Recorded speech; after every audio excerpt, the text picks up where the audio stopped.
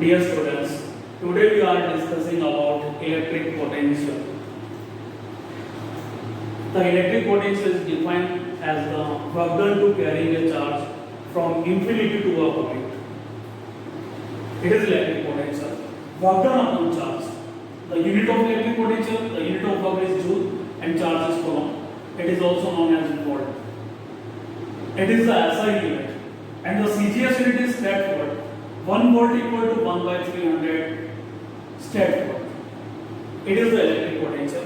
Means infinity से किसी एक चार्ज के लिए infinity से आप अनदर चार्ज को लेके आ रहे हो तो आपको जो वर्क करना पड़ रहा है वही एज इलेक्ट्रिक पोटेंशियल स्टोर हो रहा है. Then electric potential delta V से इसको रिप्रेजेंट करते हैं. इलेक्ट्रिक पोटेंशियल को भी अपन ऐसे डिफाइन करते हैं किसी भी यूनिट चार्ज को एक पॉइंट से दूसरे पॉइंट तक कैरी करने में जो वर्क करना पड़ रहा है that is defined as electric potential difference. Then ये important form में ये बन जाता है work done equal to Q into delta V. Means Q into delta V means V final minus P initial.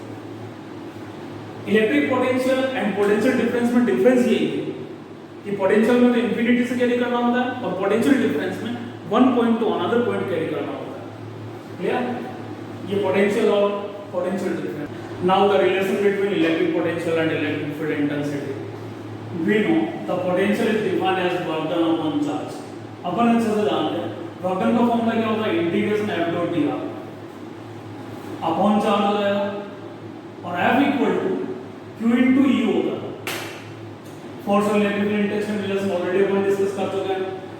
Q into E dot dr upon Q from infinity to that point. ये limit अपन लगाएंगे. Finally अपन को relation मिलता है V equal to integration E dot dr. एक important relation है electric potential और इंटेंसिटी के बीच में. डॉट को जब भी अपन रिप्लेस करेंगे cos थीटा आएगा integration E dr cos theta. Theta यहां पर फॉर एग्जांपल आपके पास कोई एक सोर्स चार्ज है, एक आप टेस्ट चार्ज को इधर कैरी कर रहे हो, फोर्स इधर लग रहा होता है.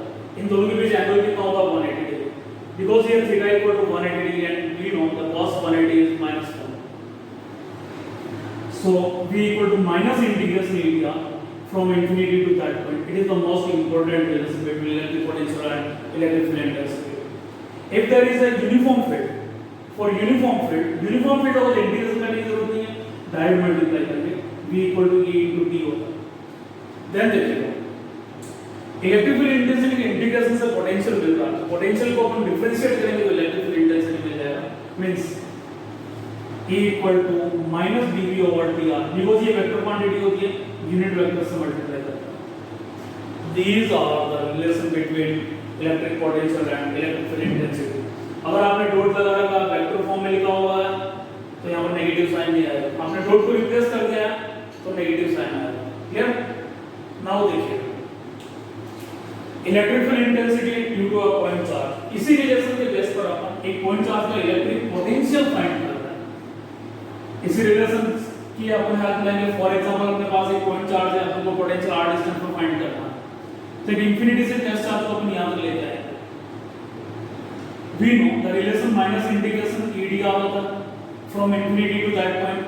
इलेक्ट्रिक फील्ड इंटेंसिटी का फार्मूला होता है kq upon r स्क्वायर. अगर ये फार्मूला अपन पुट करें kq upon r square dr हो जाएगा from infinity to that point minus kq को अपन बाहर ले लेते हैं. r स्क्वायर को जब आप ऊपर लोगे पावर माइनस में हो जाएगी. इसका इंटीग्रेशन करना आई थिंक आप सभी इंटीग्रेशन जानते हो.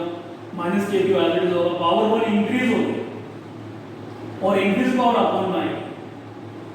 लिमिट पुट करनी है यहाँ -1 से माइनस कैंसिल हो जाएगा. r to the power -2 and +1 r to the power -1 बचेगा. So v equal to kq r to the power -1 from infinity to that point. So here kq r to the power -1 को 1 upon r लिख सकते हैं from infinity to that point. Then जब आप limit put करोगे kq into 1 upon r upper limit minus 1 upon infinity lower limit 1 upon infinity 0 होगा. So the electric potential of point charge is kq upon small r. ध्यान रखिएगा एक point charge की electric field intensity का formula होता है kq upon r square but electric potential का formula क्या होता है kq upon r. It is the electric potential of a point charge at small r distance. Okay? Now the electric potential due to a conducting sphere. Suppose we have a conducting sphere having charge capital Q and radius capital R. We want to find electric potential due to this conducting sphere. First, outside the sphere. यहाँ पर अपन को potential find करना, infinity से charge को carry करना. We know first outside. Outside means where small r is greater than capital R. V equal to minus integration EdR from infinity to that point. Intensity का formula वही put करना. d2 by जो अपन ने test charge करनी point charge के लिए solve किया है. माइनस के की पावर r लेंगे r की पावर माइनस 2 dr इसका इंटीग्रेशन करेंगे. जो भी अपन ने सोल्व किया दैट अपन आंसर लिख सकते हैं. आउटसाइड में जो पोटेंशियल मिल रहा है वो kq अपॉन स्मॉल r मिल रहा है. Then now surface. Surface means यहां पर तो लिमिट जब लेंगे ना small r equal to capital R हो जाएगा on surface kq upon capital R होगा.